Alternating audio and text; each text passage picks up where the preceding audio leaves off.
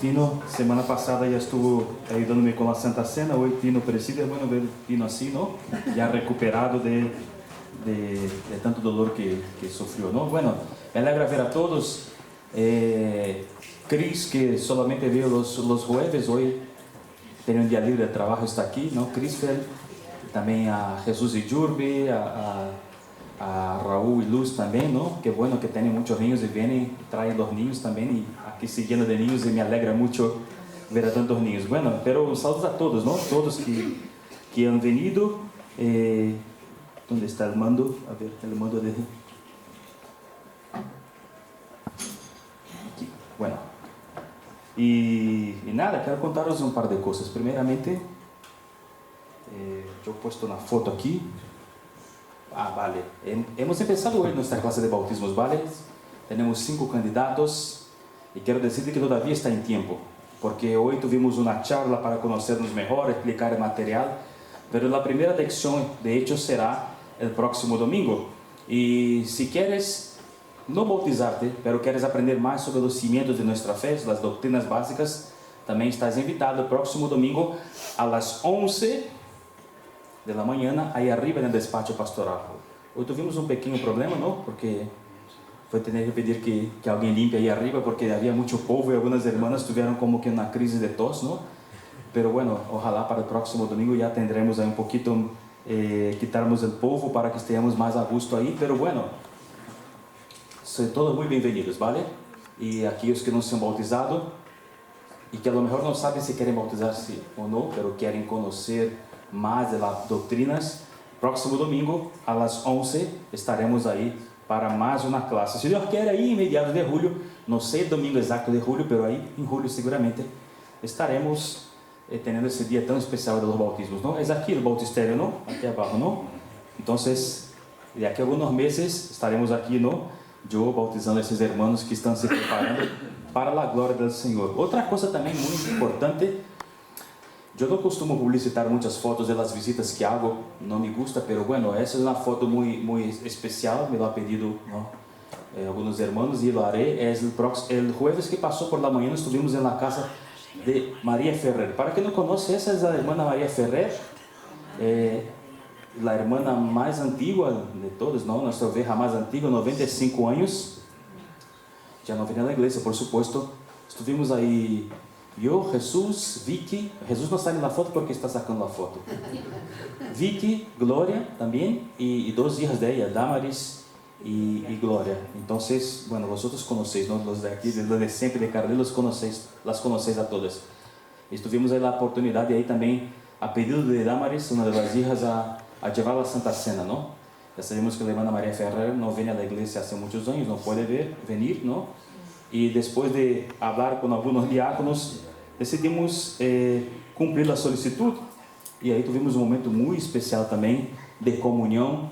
Ahí, a veces ahí hay pan, hay copa también, ahí con sumo, ¿no?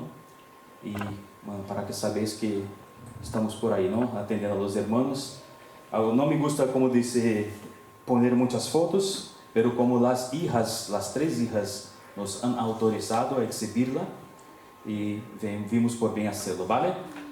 Mariel, que trabaja ahí, ¿no? Que cuida a María, hermana María, que fue la que me traje la petición de la Santa Cena. Y al final Mariel no estaba ahí ese día porque fue llevar a la hija a una cita médica en Alcira, pero bueno, ahí se ha cumplido un poquito el deseo de la hermana María y de sus hijas. Bueno, seguimos, ¿no? Era un domingo por la tarde, casi de noche ya, os cuento, ya oscurecía, había venido de predicar en la iglesia, ya había llegado en mi casa, entonces vivía en Picasen, ya habíamos cenado, Michelle ya estaba en la rutina de poner Clara para dormir, o sea, lo que los papás saben, ¿no? Duchar, dar la comida, después ponerlo para dormir, porque el día siguiente sería lunes, había cole. De repente escucho el timbre de mi casa tocando. Me quedé sorprendido porque no esperaba a nadie. En domingo, a aquella hora, no esperaba a nadie. Cojo el teléfono, pregunto quién es, y nadie me dice nada, nadie me contesta. No sé lo que me dio la cabeza. Resolvi bajar as escaleras. Vivia um segundo sem ascensor, me bati. Quando cheguei ao pé da calle, abri a porta. Estavam 2 homens. Não os conhecia para nada. Não estavam na mesma acera que eu, não, estavam aí, ao outro lado, na outra acera, cruzando a calle. Os 2 parados aí. Les virou a eles, como perguntando-lhes o que queriam, o que passava, e não me dizem nada, não falam entre eles nenhuma palavra. Quando les miro, apartam a mirada de mim, como se não fossem eles os que viessem tocar o timbre. Lo veo todo muito raro. Me preparo para cerrar a porta e volver ao piso, e quando muevo a porta, veo que haviam metido en el tambor de la cerradura externa algo. Havia algo aí. Eu estava sem gafas, estava muito escuro e não lograva ver muito bem o que era que estava em la cerradura. Por um segundo, eu pensei, de forma muito ingênua, confieso, bueno, a lo mejor me cheguei da igreja e não me di cuenta, me olvido de muitas coisas agora que me vou quedando maior. A lo mejor me olvidei la llave puesta aí na porta, não? E me subi sem quitar a llave, e a lo mejor alguma pessoa buena passando por la calle lo vio e tocou o timbre para avisar. Oye, has olvidado, eu já he hecho isso algumas vezes, em Picasso. Oye, has olvidado a llave aí na porta. A lo mejor por cortesia. Pero não veio bem, e quando meto a mão na cerradura, havia en la puerta, en el tambor, havia metido um papelito, ¿vale? Não sei o que significa isso. Coge o papelito, lo aplasto, lo tiro ao suelo, delante de eles, porque miro os tios com a cara de enfadado, porque eu pensei, esses tios me estão gastando na broma. Cierro a porta, ¿vale? Subo ao piso, de aí cuento a história a Michelle, ponemos Clara para dormir, ela comenta no grupo de WhatsApp das amigas, e aí nos dizem que isso era um problema. Buscamos no Google e nos enteramos que esse papelito era um instrumento utilizado por los criminales para saber se há gente ou não em casa. É como um chivato, não? Põe esse papelito aí e sabem se há ou não há gente em casa. É como que uns vão por delante marcando a casa e outros vêm para roubar. Bueno, temos um começo de pânico aí.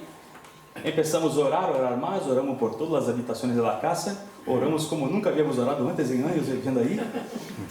Llamo a Guarda Civil para avisar-les, me dão as instruções de lo que fazer, llamo ao dueño para avisá-lo, el dueño del piso, e ele avisa a la dueña del piso de abaixo, porque é que vivíamos aí em um piso onde só havia nós outros, só havia uma vivienda que era a nossa, e abaixo havia como que despachos de algumas empresas que estavam sempre cerrados.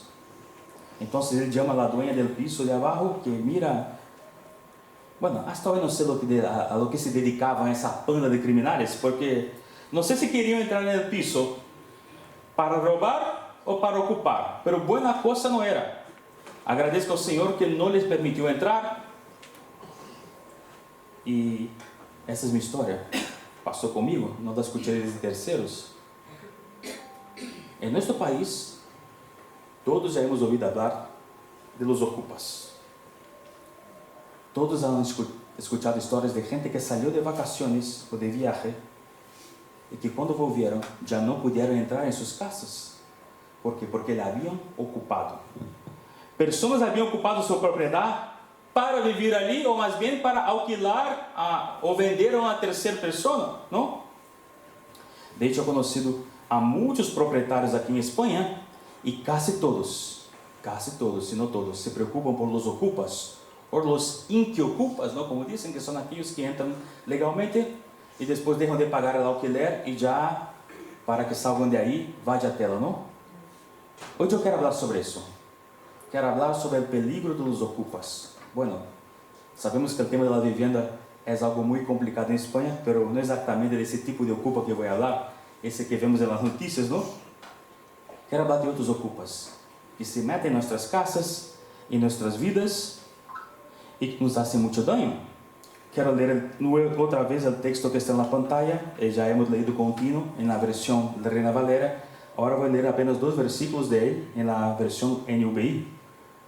Pero tú deberás quemar en el fuego las imágenes de sus dioses. No codices la plata y el oro que las recubren, ni caigas en la trampa de quedarte con ellas, pues eso es algo que aborrece al Señor tu Dios. No metas en casa nada que sea abominable. Outra vez que está subrayado. No metas en tu casa nada que sea abominable. Todo eso debe ser destruído. Recházalo y detéstalo por completo, para que não seas destruído tu também. O tema de hoje é esse: coisas que se metem em casa. Ocupas. Vale. Eu confesso que deixei o tema um pouquinho misterioso para que a gente quisesse saber do que era, não? Mas hoje vamos falar dos piores ocupas que há. Cerra tus olhos, Padre. Entregamos a ti essa manhã essa predicação, agradecendo-te por tudo o que já hemos podido desfrutar.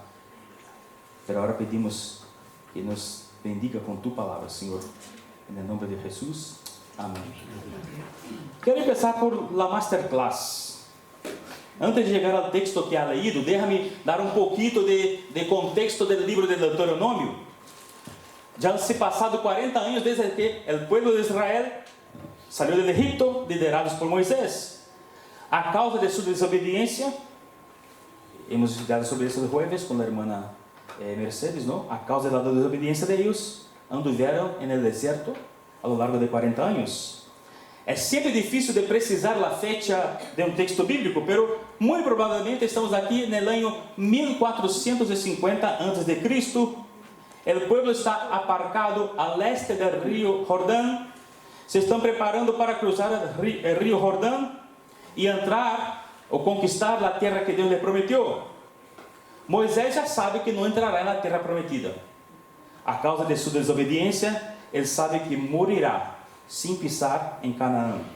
O Senhor já eligiu a Josué como o novo líder do povo, como o sucessor de Moisés. De hecho, será Josué quem comandará o povo quando o povo cruce o Jordão e conquiste a cidade de Jericó. Ou seja, aqui temos a Moisés em seus últimos dias. Le queda mais ou menos um mês de vida. E Moisés se dedica aqui a ser seu último discurso. Mas bem não um discurso, uma masterclass. O que temos aqui, em los primeiros capítulos de Deuteronômio, é uma grande masterclass de Moisés. Primeiro da masterclass da história. Moisés faz um repasso histórico com os principais hechos dos últimos 40 anos. Ele habla de quando ele enviou 12 homens como espias para trazer um informe sobre a terra que o Senhor havia prometido. Ele habla de como 10 desses 12 espias trajeron um informe negativo, a ponto de que o povo se rebelou contra ele. Ele habla de como então Deus condenou essa geração que saiu de Egipto a vagar por el deserto durante 40 anos e a morrer sem pisar a terra prometida. Pero ele também habla de 2 homens, Josué e Caleb, os 2 únicos espias a traerem um informe positivo, e de como o Senhor prometeu a esses 2 homens bendições a causa de sua fidelidade. Em seguida, ele acorda ao povo de como estiveram por aí, zarandeando por el deserto, hasta que o Senhor les ordenou seguir rumbo ao norte. Passaram por las terras de los descendentes de Esaú sem pelear. Cruzaram também as terras de los descendentes de Lot sem pelear. Pero também habla de como os israelitas derrotaram a 2 reis amorreus ao leste de Jordão. Derrotaram a Sihon, o rei de Esbom, e também a Og, o rei de Basã.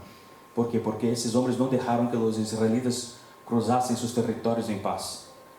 E habla também Moisés de como essas terras ao leste de Jordão já haviam sido dadas a 2 tribos e médias, Rubem e Gad, e também metade da tribo de Manassés. Assim que nesse momento aqui, 2 tribos e meia das 12 já têm sua herência, vale? Em la masterclass de história também Moisés habla de la eleição de Josué como líder, de como Deus lhe havia mandado animar e fortalecer a Josué, a preparar-lhe para assumir o liderazgo do povo. Tudo isso nos primeiros capítulos de Deuteronômio. Aí quando viene el capítulo 4, la masterclass no es más de historia, es de masterclass de ley. Porque Moisés les dá um repasso das instruções de aquilo que o Senhor les havia ensinado. Incluso Moisés repite os 10 mandamentos em uma versão um pouquinho mais extendida e comentada aqui no livro de Éxodo. Deuteronômio 5 nos traz os 10 mandamentos, os mesmos que em Éxodo 20, pero já um pouquinho mais de comentários, de detalhes. Moisés também les advierte de como deveriam portar-se quando entrassem na terra prometida. Moisés les exorta a que fossem obedientes, deixando muito claro que a misericórdia do Senhor é inagotável. Repito, a misericórdia do Senhor é inagotável. O amor do Senhor é incondicional. O amor do Senhor é incondicional. Pero Moisés nos advierte, a todos nós outros, incluso nós outros aqui em 2025, que as promessas de Deus não são incondicionais. Se o amor de Deus é incondicional, sem condição, as promessas de Deus não são incondicionais. As promessas do Senhor são parte de um pacto, de uma aliança, de um contrato. E Moisés les recordou que só poderiam receber as promessas de Deus se cumprissem sua parte no contrato, ou seja, se fossem fiéis a Deus e obedientes aos mandamentos do Senhor. Por isso, falando da parte de Deus, Moisés les vai antecipar muitos dos peligros que eles iriam enfrentar uma vez que entrassem a viver na terra prometida. Moisés les habla desses peligros que poderiam fazer com que eles se desviassem de los caminhos do Senhor e perdessem as promessas. E quizás o mais grande dos peligros, os hermanos, fossem los ocupas. Por supuesto que não vou falar de ocupas nem de incuocupas. O grande peligro que o povo de Israel iba a enfrentar seria a idolatria. Em sua masterclass, incluso Moisés dedica uma grande atenção em falar em contra da idolatria, em advertir ao povo em contra da idolatria. Temos aquele texto que está na pantalla.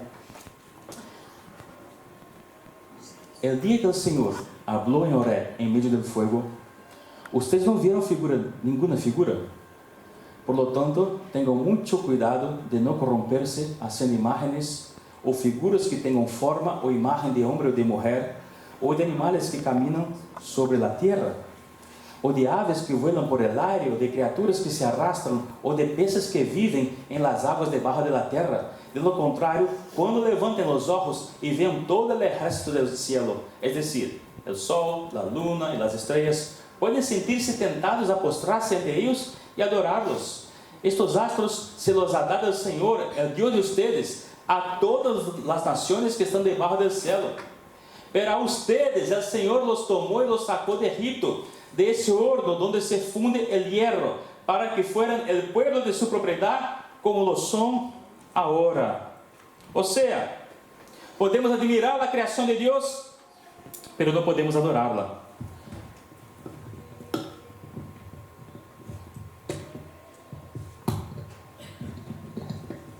Não podemos, hermanos, criar imagens de homens, mulheres, nem de animais com o fim de adorá-las.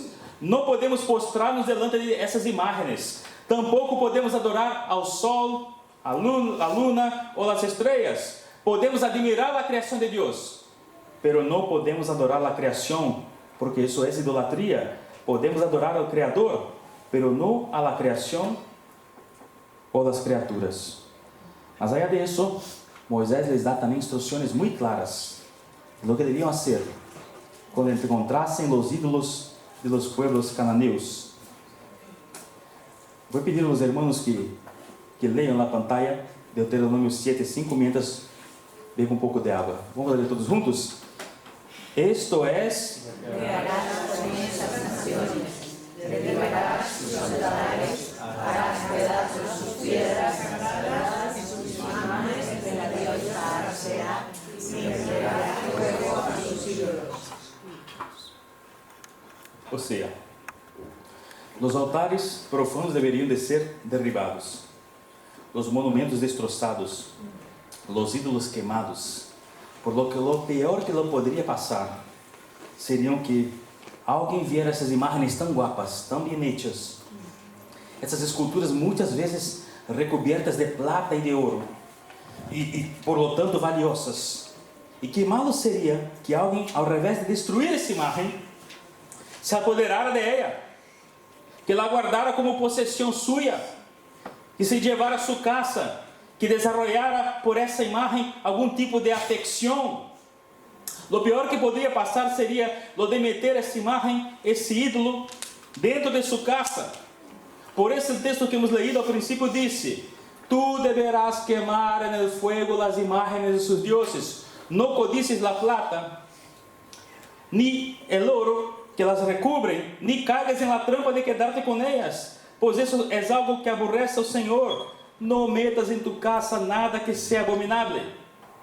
Todo isso deve ser destruído. Recházalo, detéstalo por completo, para que não seas destruído também. Há algumas semanas falava aqui, em outra predicação, sobre o cuidado que devemos de ter de não meter a qualquer pessoa dentro de nossas casas. Falava de pessoas que podem entrar em nossas casas e romper a paz e a harmonia de nossa família. Aqui hablo de ter cuidado com o que metemos em nossas casas, mas hablo de coisas agora. É verdade que em los tempos de Moisés, as coisas abomináveis, essas eram os ídolos de los cananeus. Isso era em 1450 a.C. Pero será que hoje, 2025, estamos livres desse perigo? Não. ¿Sabe por quê? Porque nossos corações, nossa carne, é experta em criar ídolos. Não los chamarei ídolos, porque se hablo de ídolos, a gente me dirá: oi pastor, eu não tenho imagens em casa, não me postro ante nenhuma virgem, ante nenhuma imagem, não sou católico. Não los chamarei ídolos, então, los chamarei ocupas. Explico: quem é o dono de tu casa? Quem é o dono de tu hogar? Quem é o Senhor de tu família? Não eres tu. ¿Por quê? Porque de hecho todas as coisas pertenecem ao Senhor. Tu hogar não é tuyo, é do Senhor Jesus. Amém? Tu casa não é tuya, te la dio o Senhor Jesus. Tu família não é tuya, é do Senhor Jesus. Tu dinheiro não é tuyo, é do Senhor Jesucristo. Tu vida não é tuya, porque la has entregado ao Senhor Jesus. Tu vida é de Jesus. Ele ocupa, não é o dueño. Pero Él viene y roba un espacio que por derecho es de otro. Los ocupas roban nuestras casas, roban nuestra atención, roban nuestro afecto, roban nuestros corazones y por supuesto los ocupas roban nuestro tiempo, roban todo aquello que debería de ser dedicado al Señor Jesús. Pero pastor, al final, ¿quién son los ocupas? Puede ser tanta cosa. Los ocupas pueden ser, por ejemplo, pecados que estão em nossas vidas e que, por supuesto, se são pecados, não deveriam de estar. Mas já encontraram um lugar cautivo em nossas vidas e corações, a ponto de pensarmos que podemos conviver com eles tranquilamente, que não passa nada. E pior, a ponto de pensarmos que não podemos mais viver sem eles. Senhor, eu te amo a ti, mas não posso deixar esse pecado. Não posso viver sem ele. Não sei como seria minha vida sem ele. Agora, os ocupas podem ser hábitos que muitas vezes não são exatamente pecado. Por exemplo, ver o futebol é pecado? Se ver o futebol fora pecado, eu seria um pecador. Confesso, não? Não, mas quando eu antepongo o futebol ou qualquer outra coisa, a oração, a Bíblia, a comunhão da igreja, então o futebol passa a ocupar um sítio em minha vida que não deveria ocupar. É pecado hinchar por um clube de futebol? Não. Todos aqui têm, ou quase todos têm sua equipe, não? Mas quando me alegro mais com o gol de minha equipe, quando me alegro mais por um gol de minha equipe, do que algo que Deus está fazendo, por um milagre, por uma pessoa que confessa a Jesus, por um culto bendecido. Então, o Valência, o Barça, o Madrid, ou quem seja, está ocupando um espaço em minha vida que não lhe pertence. Esse espaço deveria de pertencer ao Senhor. São ocupas. Pero lo mejor, e aqui eu vou falar de uma realidade que eu, como padre, também enfrento, e creio que é uma realidade que está em todos os lugares hoje. A lo mejor los grandes ocupas en nuestras vidas hoy son las pantallas. Pastor, las nuevas tecnologías son pecado. ¿Volvemos a la edad mediana entonces? No, son muy útiles. Con un móvil puedo enviar un mensaje a mi madre en Brasil, puedo mover dinero en el banco, podemos coger citas médicas, llegamos a sitios donde no podríamos llegar, porque ahí en el móvil está la aplicación con el mapa. Nos ayudan mucho los móviles, ¿no? No son pecado, pero se vuelven pecado cuando ocupan en nuestras vidas un espacio que no deberían.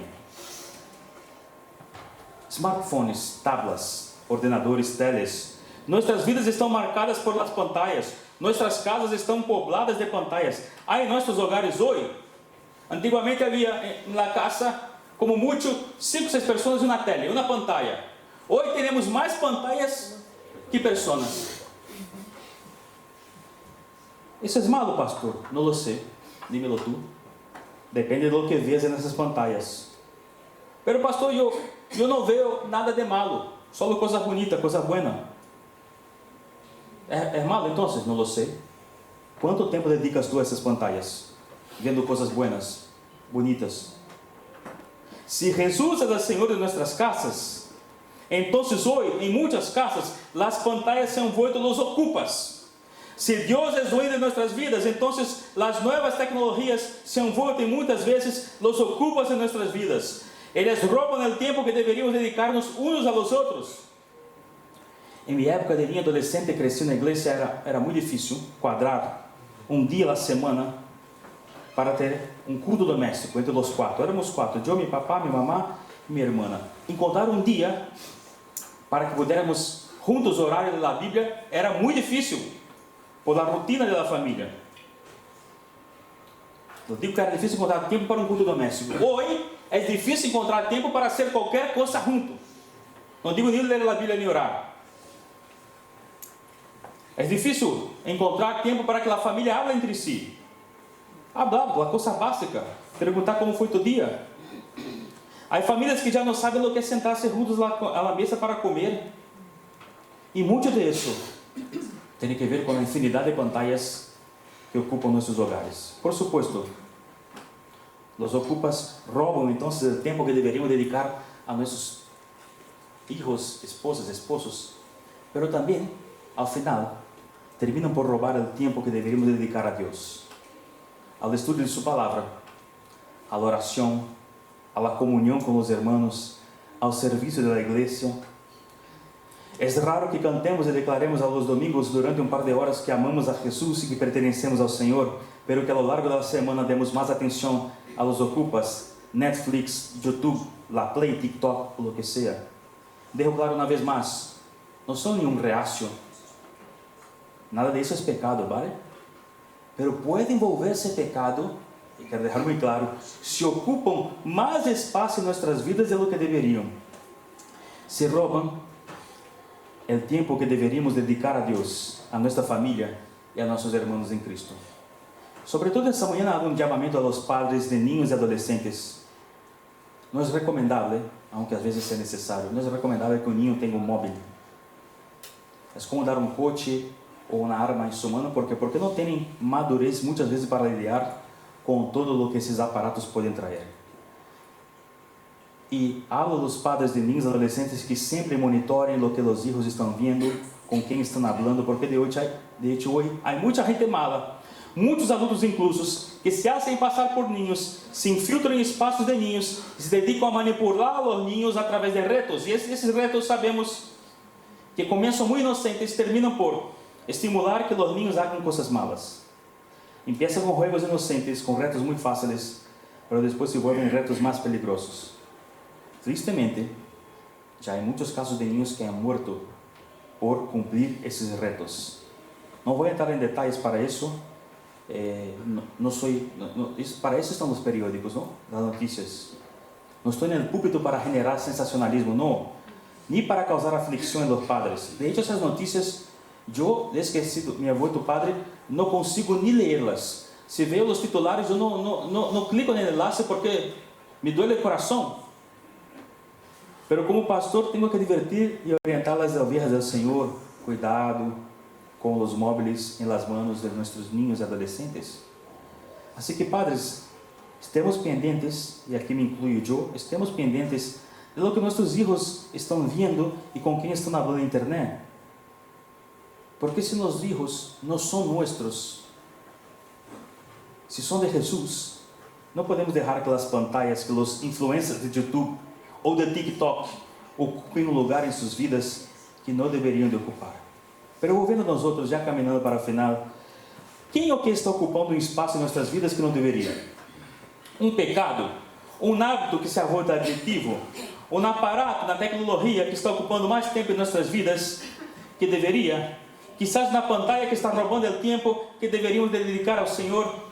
Que pecados e hábitos devemos extirpar de nossas casas, de nossas vidas?